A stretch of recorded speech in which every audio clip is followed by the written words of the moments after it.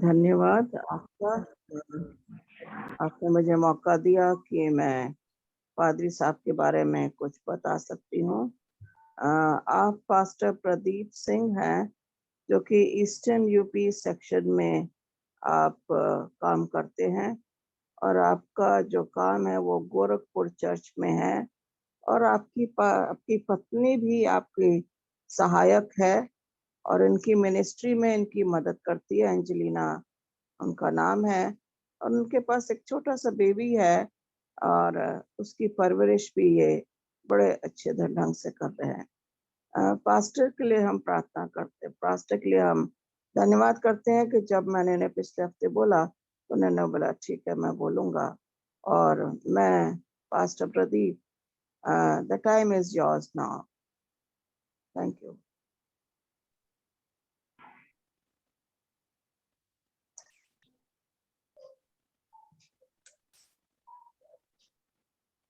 Good evening, everyone. Good evening. Thank you so much for the invitation. And I would like to thank one and all who arrange all this program from Hindi Prayer Ministry की side से मैं आप सभी को धन्यवाद देता हूँ। Brother Johnson, madam money जिन्होंने ये अवसर दिया, मैडम रेबेका जिन्होंने ये अरेंजमेंट किया कि मैं आज आपके साथ साझा कर सकता हूँ। ज्यादा समय ना गवाते हुए आइए शुरू करेंगे एक छोटे मैसेज के लिए। स्वर्ग के पिता, हम आपके धन्यवादी हैं कि आपने हमें ये अवसर दिया है कि हम इस योग्य तो नहीं है और ना ही इस लायक, फिर भी आपकी दया ने, आपके अनुग्रह ने हमें इस योग्य बनाया कि हम आपकी बातों को, आपके संदेशों को सुन सकते हैं। अपनी बातें हम तक पहुंचाएं और हमारे लोग इससे आशीषित हों। प्रार्थना प्रभु यीशु के नाम से मांगते हैं, आमीन। बताया जाता है कि स्टीफन एक राइटर हैं जिन्होंने एक किताब पढ़ी थी जिस किताब का नाम था 7 ऐसी आदतें जो बहुत लोगों को जो है एक ढंग से जो है बदल सकती हैं। ऐसी 7 आदतें जिनके द्वारा लोगों के जीवन पर काफी बड़ा प्रभाव पड़ सकता है। और वो न्यूयॉर्क शहर से अपने एक ट्रेन में बैठकर यात्रा कर रहे थे। जब वो यात्रा कर रहे थे, यात्रा के दौरान वो देखते हैं कि एक व्यक्ति आंखों पर आंखें बंद कर अपने सर पर हाथ रखकर बैठा है और धीरे धीरे वो आंखें खोल रहा है और उसके साथ कुछ बच्चे हैं जो शोर मचा रहे हैं, कभी ट्रेन की सीट से इधर जंप लगा रहे हैं। और जैसे ही ये व्यक्ति चढ़ा होता है उसके बाद में ट्रेन का एनवायरनमेंट जो था पूरी तरीके से बदल जाता है। लोग इतने डिस्टर्ब होने लगते हैं इन बच्चों की एक्टिविटी से, बच्चों का इतना मिसबिहेवियर जो है वो करने लगते हैं। न्यूज़पेपर लेके उसे फाड़ते हैं, उसे तोड़ते हैं और जो लोग वहां बैठे थे वो इरिटेट होने लगते हैं और वो सोचते हैं कि कोई भी जो इनका पिता है ये कैसा बाप है जो अपने बच्चों को कुछ नहीं कह रहा है। क्या ये इन्हें कंट्रोल नहीं कर सकता? क्या ये इन्हें मना नहीं कर सकता है कि ऐसी ट्रेन में ये हरकतें ना करें? और ये व्यक्ति जिनका नाम स्टीफन है ये खड़े होते हैं और उस पिता से जो अपने सर पर हाथ रखकर सीट पर बैठा हुआ होता है, जिसके बच्चे खूब शोर शराबा ट्रेन में मचा रहे होते हैं, और वो उससे कहते हैं, sir your children is irritating many people, can't you control them, can't you control them. और वो कहता है कि तुम्हारे बच्चे इतनी बुरी तरीके से जो है हलचल किए हुए हैं, परेशान किए हुए हैं, लोगों को दिक्कत हो रही है और आप आंखें बंद करके सर पर हाथ रखकर जो है चुपचाप बैठे हुए हैं। और ये व्यक्ति कहता है, हाँ आप सही कह रहे हैं, आप सही कह रहे हैं कि मुझे कुछ करना चाहिए। और वो कहते हैं और वो रिप्लाई करता है उनका पिता कि मैं क्या करूं, मैं सोच रहा हूं कि अभी 2 घंटे पहले ये अस्पताल से आ रहे हैं और इन बच्चों की माँ जो है खत्म हो गई है, इन बच्चों की माँ जो है खत्म हो गई है, इनके माँ, उनकी मदर की जो है डेथ हो गई है और हम अस्पताल से अभी लौट रहे हैं। मैं नहीं जानता कि मैं इनके साथ में क्या करूं और इनको उस हालत का कोई भी जो है इस पर असर नहीं है। इन बच्चों को कुछ भी एहसास नहीं है कि क्या हुआ है, इसलिए मैं इन्हें क्या कहूं। और जब ये जवाब इस व्यक्ति के साथ में स्टीफन को मिलता है और उनकी सोचने की जो समझ है वो पूरी तरीके से जो है बदल जाती है। जब इनको ये जवाब मिलता है, जिस तरीके से वो पहले सोच रहे थे, अब उनके विचार पूरी तरीके से जो है बदल जाते हैं, उनकी एक सोच पूरी तरीके से बदल जाती है। अब वो सीन उनको एक अलग दृश्य में नजर आने लगता है। जो सीन अभी कुछ देर पहले जो काफी डिस्टर्बेंस था, काफी परेशान वाला था, अब उन्हें बहुत ही अलग एक नजर आने लगता है। और उनका बिहेवियर उस व्यक्ति के प्रति और उनके प्रति जो है चेंज हो जाता है। और वो क्या, उनके हृदय में एक नया रिन्यू, एक अपने आप को बदलाव देखने को मिलते हैं, जो आज हमारा संदेश है, लॉर्ड रिन्यू मी, या परमेश्वर मुझे आप बदलें, मुझे जो है तब्दील करें, मेरे जो आपको जो है मुझे मेरे बिहेवियर में बदलाव दें। जब हम प्रार्थनाओं का और जब हम ये प्रार्थनाओं के दौर से अभी गुजर रहे थे, हमने बहुत सारी प्रार्थनाएं जो है अभी सुनी एक दूसरे के लिए, जो हम प्रेयर यहाँ कर रहे थे एडवेंटिस्ट हिंदी मिनिस्ट्री के माध्यम से। हम देखते हैं कि प्रार्थनाओं का कितना बड़ा प्रभाव हमारे जीवन में पड़ता है। और इसी के साथ जब हम परमेश्वर के परमेश्वर की जब इस रोशनी को अपने जीवन में देखते हैं, तो किस तरीके से ये हमारा जीवन वैसा नहीं रहता जैसा पहले था। इस व्यक्ति स्टीफन की तरह कि जब वो ट्रेन में थे, उन्होंने उस दृश्य को देखा, और जब उन्होंने सत्य को जाना कि जो बच्चे शोर मचा रहे हैं उनकी क्या प्रॉब्लम है, उन्होंने बताया कि अभी इनके माता पिता, अभी माँ की जो डेथ हुई है और ये इससे वाकिफ नहीं है। और उनकी सोचने की शक्ति, उनके देखने का नजरिया हमेशा बदल गया। हमारा और आपके लिए आज जिस ढंग से हम आज लोगों की प्रॉब्लम को, सिचुएशन को, हालातों को देख रहे हैं, उससे आज हमारी जो विचार है, विचार शैली जो है वो क्या है, इस पर हमें ध्यान देना होगा। क्या हम वही करते रहें जो हमें करना नहीं चाहिए? क्या हमें कुछ काम या स्पेशल पर्पस के लिए परमिशन ने इस बुलाहट दी है? इस बुलाहट को कैसे हम ये कंफर्म कर सकते हैं कि ये बुलाहट सृष्टिकर्ता ने हमें किसी उद्देश्य से दी है, और इसे हम जरूर कैसे इसे पहचान सकते हैं?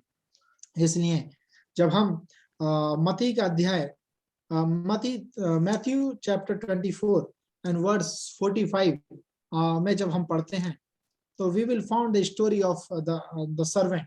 और वहां एक कहानी उन दासों की मिलती है, और यहाँ ऐसा लिखता है हिंदी में, अतः विश्वास योग्य और बुद्धिमान दास कौन है, जिसे स्वामी ने अपने नौकर चाकरों पर सरदार ठहराया हो कि वे समय उन्हें भोजन दे। धन्य है वे दास जिसे उसका स्वामी आकर ऐसा ही करता पाए। मैं तुमसे सच कहता हूं, वह उसे अपनी सारी संपत्ति पर अधिकारी ठहराएगा।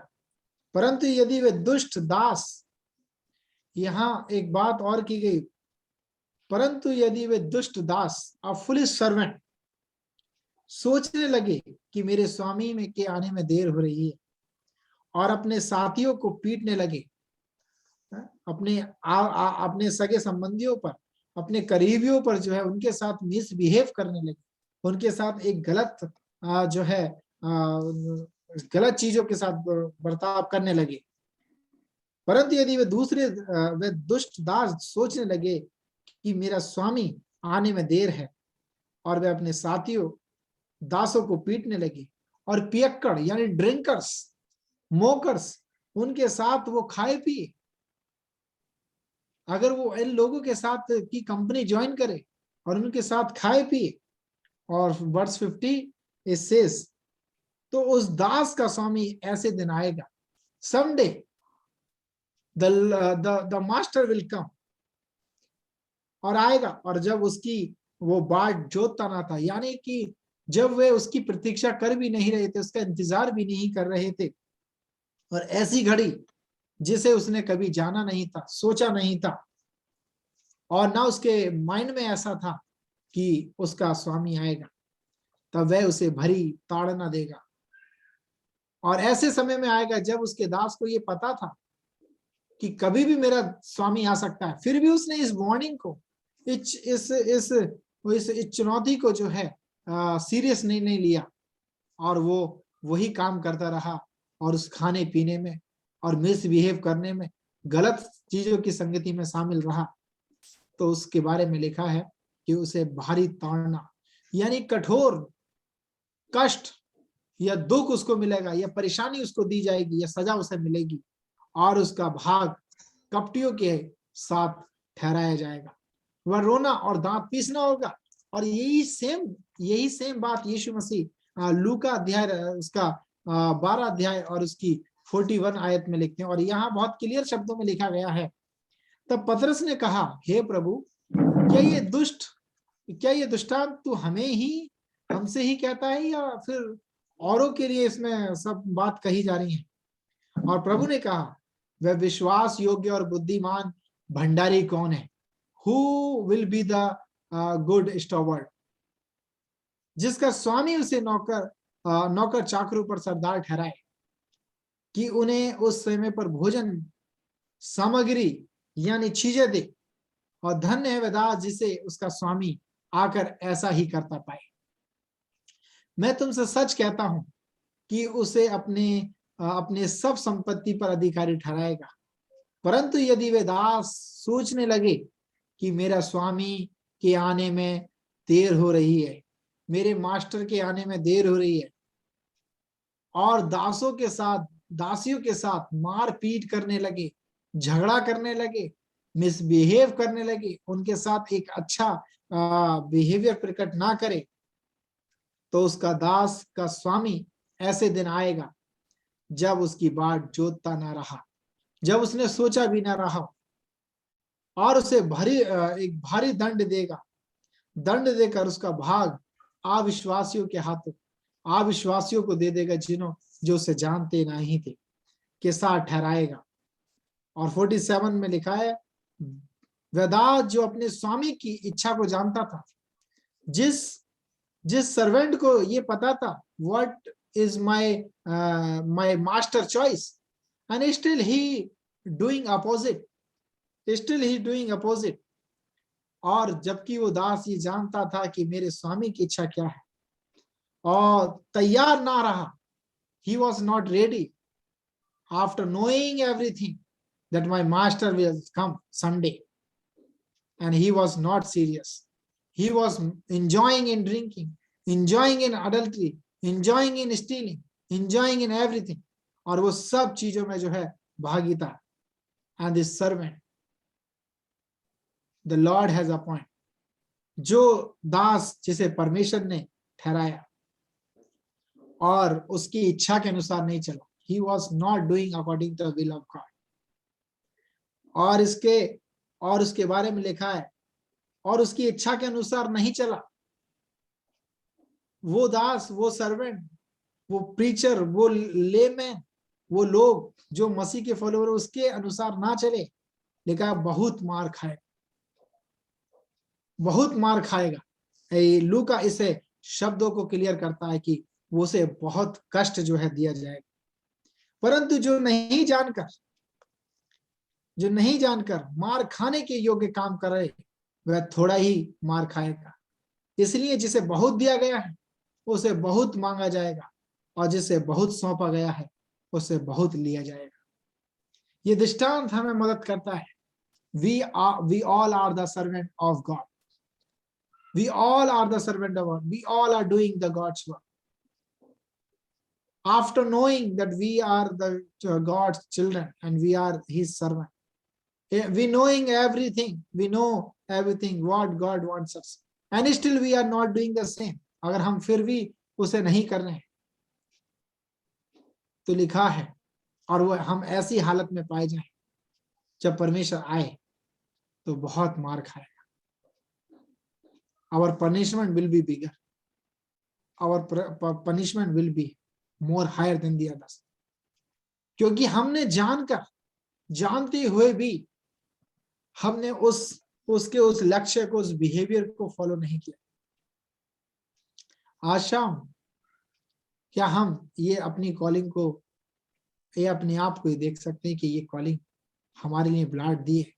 कहीं हम दुनिया भी उन चीजों के साथ साथ हम साथ ही साथ उस मसीह के संदेश के साथ हम ये तो नहीं भूल बैठे हैं कि हमारा जो मास्टर है, गुरु है, वो अचानक से हमारे बीच में इस पृथ्वी पर आ जाए। और जो ज्ञान, जो रोशनी, जो काम करने के लिए उसने हमें सौंपा है, लोगों के ऊपर ठहराया है कि तुम जाओ, लोगों को चेले बनाओ, लोगों को सिखाओ, लोगों को बताओ कि मसीह कौन है। और उनको बताने की जगह हम उनके साथ उनके जैसे जीवन में शामिल हो रहे हैं, उन्हीं के खान पीन में लिप्त हैं, उन्हीं के पहनावे में, उन्हीं के ढाल में हम दिन प्रतिदिन बहते जा रहे हैं। और ये जानते हुए कि हमारी मालिक की इच्छा, हमारे मास्टर गुरु की जो है चॉइस क्या है। And we are not doing according to his will, we are doing according to a people who are not by our faith, and we are doing opposite, and that punishment will be the 100% sure for us. और इसलिए सजा हमारे लिए रखी है। जिनको ज्यादा मिला है, those who having enough knowledge, if they are not doing the same, they will the more punishable। और उनको जो है ज्यादा परेशान, उनको जो ज्यादा पनिशमेंट मिलेगी। और जिनको थोड़ा समझ है, जिन्होंने कम जानकारी रहते हुए उस संदेश के साझा किया और जैसे चले वैसे ही उसे जो है दिया जाएगा। आज इस समय हम और आप, जो परमेश्वर ने हमें और आपको ठहराया है, तो हम कैसे इस मास्टर गुरु की आने की राह तक सकते, कैसे हम इस आने की इसकी राह को जो है तक सके। बताया जाता है वर्ल्ड के एक बड़े ही फेमस डॉक्टर, जिनका आसपास के शहरों में नाम था और उन्हें एक अवार्ड मिलना था बेस्ट डॉक्टर का, और उन्हें अपनी फ्लाइट पकड़ के एक दूसरे शहर जाना था। मौसम की खराबी के कारण, तेज बारिश आंधियों के कारण उनकी फ्लाइट जो है रद्द हो जाती है और उन्हें इमरजेंसी में पहुंचना था किसी भी हालत में। तो वो एक टैक्सी करते हैं और वो उस शहर के लिए रवाना हो जाते हैं जिस प्रोग्राम में इन्हें शामिल होना था। तेज बारिश, मौसम खराबी के कारण और वो रास्ता जो है भटक जाते हैं और रास्ते में और इतनी तेज बारिश में उन्हें काफी भूख लगने लगती है। काफी घंटे बीत जाते हैं और एक जगह पर रोड किनारे वो अपनी गाड़ी को जो है खड़ा करते हैं और देखते हैं घर है और एक जगह खाली सी है और वो घर के आगे खड़े होकर नॉक करते हैं और वो कहते हैं क्या मैं अंदर आ सकता हूँ? क्या मैं कुछ घंटे या कुछ मिनट आपके यहाँ बरामदे में ठहर सकता हूँ? और एक लेडी अंदर से आती है, आवाज देती है, यस आप यहाँ पर रुक सकते हैं, क्योंकि बारिश काफी है और मैं रास्ता भटक गया हूँ और मैं थोड़ा थका मांदा हूँ। और लेडी पूछती है क्या मैं आपकी मदद कर सकती हूँ? क्या आपके पीने के लिए खाने का कुछ इंतजाम कर सकती हूँ? वो मना कर देते हैं कि नहीं। कुछ समय बाद वो देखते हैं कि एक लेडी जो है बार बार एक कमरे के, वो जो लेडी है बार बार एक कमरे के अंदर जाती है और बार बार वो निकल कर आती है और वो इंतजार कर रहे थे डॉक्टर साहब कि बारिश जो है बंद हो और तब जो है वो पता लगाएं कि उन्हें एक इमरजेंसी प्रोग्राम में शामिल होना है। जिस प्रोग्राम में शामिल होना है वहां एक अवार्ड फंक्शन है, जिन्हें आज वो बेस्ट डॉक्टर का अवार्ड जो है मिलने वाला है। और डॉक्टर जो है पूछने लगते हैं कि आप बार बार इस रूम में जाती हैं, कमरे में जाती हैं और बार बार आप आती हैं, आप क्या करती हैं अंदर जाकर? बार बार आप वहां कमरे में झुकती हैं। तो वो डॉक्टर जो है, लेडी जो है डॉक्टर से कहती हैं क्या आप मेरे साथ अंदर आना चाहेंगे? और ये जो है डॉक्टर मना कर देते हैं, वेल कि नहीं मैं अंदर नहीं आ सकता। तो लेडी कहती है क्या आप प्रार्थना में विश्वास करते हैं? वो कहते हैं कि नहीं, मैं प्रार्थना में विश्वास नहीं करता, मैं प्रार्थना में विश्वास नहीं करता, मैं कड़ी मेहनत में विश्वास करता हूँ। मैं कड़ी मेहनत में जो है विश्वास करता हूँ, मैं प्रार्थना में विश्वास नहीं करता। और ये लेडी जो है इसी के साथ, अगर आप कह रही हैं तो ठीक है मैं आपके साथ अंदर आता हूँ। और वो उस डॉक्टर को अपने रूम के अंदर लेके आती हैं और जब रूम के अंदर लेके आती हैं तो वो देखते हैं कि एक 14 साल का जवान बेटा बिस्तर पर लेटा हुआ है और वो काफी सीरियस है और वो बीमार है। और डॉक्टर पूछते हैं कि ये इसको क्या हुआ है, और उन्होंने बताया कि ये जो बेटा है मेरा, ये एक कैंसर की बीमारी से पीड़ित है और इसे जो है काफी डॉक्टरों ने जो है रिजेक्ट कर दिया है। और जिस डॉक्टर के पास इसका इलाज के लिए मुझे भेजा गया है, वो डॉक्टर यहाँ से दूर रहते हैं और मेरे पास इतना पैसा नहीं कि मैं उन तक पहुंच सकूं। तो उन्होंने कहा, डॉक्टर ने, क्या क्या आपको यहाँ पर इसे प्रार्थना की जरूरत है या इसे दवा की जरूरत है, इसे आपको अस्पताल में लेके जाना चाहिए। और वो जब डॉक्टर ये उनसे लेडी से सवाल क्या पूछते हैं कि आपको तो अस्पताल में होना चाहिए इसको लेकर, और आप इसको घर में बैठकर इसके लिए प्रार्थना कर रही हैं। और वो कहती हैं, हाँ, कि मैं जानती हूँ कि मेरे पास में इतना पैसा नहीं है कि वो डॉक्टर जिनका बहुत नाम है, जो इसका इलाज कर सकते हैं, उनके पास तो मैं नहीं पहुंच सकती, मगर मुझे इतना यकीन है कि मैं प्रार्थनाओं के द्वारा वो डॉक्टर मेरे पास जरूर पहुंचेंगे एक दिन। और ये सुनकर जो डॉक्टर है वो शॉक हो जाते हैं और वो चौंक जाते हैं कि इससे पहले मैंने कभी अपने जीवन में ऐसा कभी अनुभव नहीं किया। इतना बड़ा विश्वास प्रार्थना में मैंने इससे पहले कभी नहीं देखा। और उस दिन डॉक्टर ये भूल गए कि आज उन्हें दुनिया का दुनिया में और जो शहर में बेस्ट डॉक्टर का इनाम मिलने वाला था, आज वो ये सोच रहे थे कि मेरे जीवन में ये प्रार्थना कैसे काम की कि मैं अपने घर से निकला, मौसम खराब, तेज बारिश, मेरी फ्लाइट का रद्द हो जाना, मुझे भूखे और कुछ घंटे जो है रास्ता भटक जाना और इस जगह पर आना, और ये कैसे कैसे हुआ।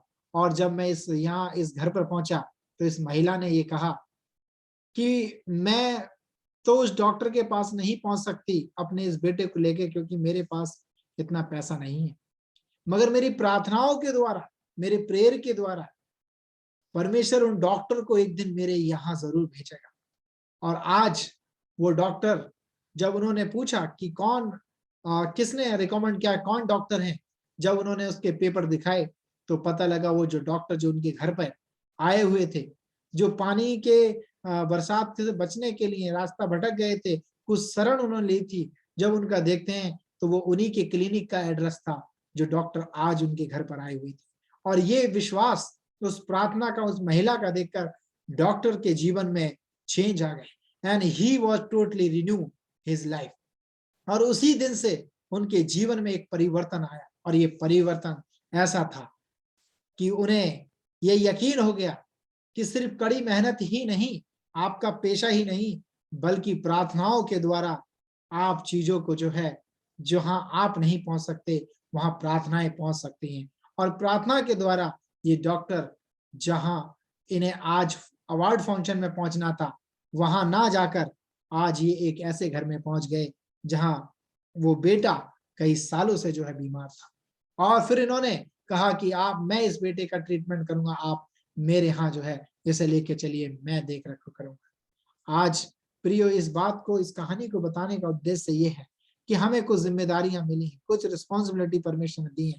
अगर हम चौकन्ने ना रहे, अगर हम अपने उस विजन को, अपने उस कार्य को देखते ना रहे, तो ये मौका हमारे हाथ से निकल जाएगा और हम सजा के हकदार होंगे। हमें जो जिम्मेदारी सौंपी गई है, और हम ये भूल कर कि हमारा प्रभु तो जब है तब आता रहेगा, तब तक हम अपना जो चाहे वो कर लें, अपनी मन मर्जी करते रहें, जानते हुए कि हम उसकी इच्छा के खिलाफ कार्य कर रहे हैं, तो हम बहुत दंड के भागी होंगे। और तब तक हम इस प्रार्थना, इस लेडी की तरह करते रहें कि हमारी प्रार्थना, जो चीजें हम उन तक नहीं पहुंच सकते, उन चीजों तक नहीं पहुंच सकते, मगर वो चीजें हम तक आ जाएंगी प्रार्थनाओं के द्वारा।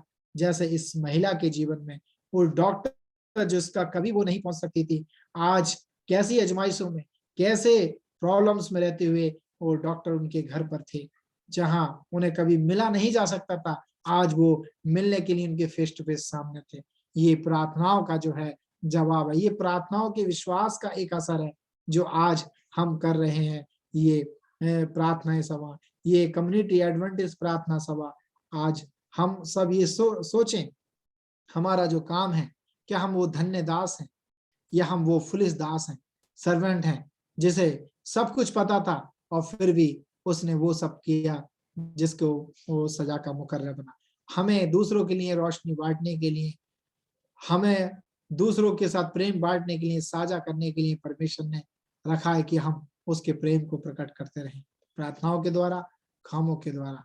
अगर हम ये ना करते हुए कुछ और करते रहें, कुछ और उसमें पाए जाएं, हम उस स्वर्ग के उस राज्य को भी खो देंगे और परमेश्वर के साथ भी हमारा हमेशा के लिए रिश्ता जो है समाप्त हो जाएगा।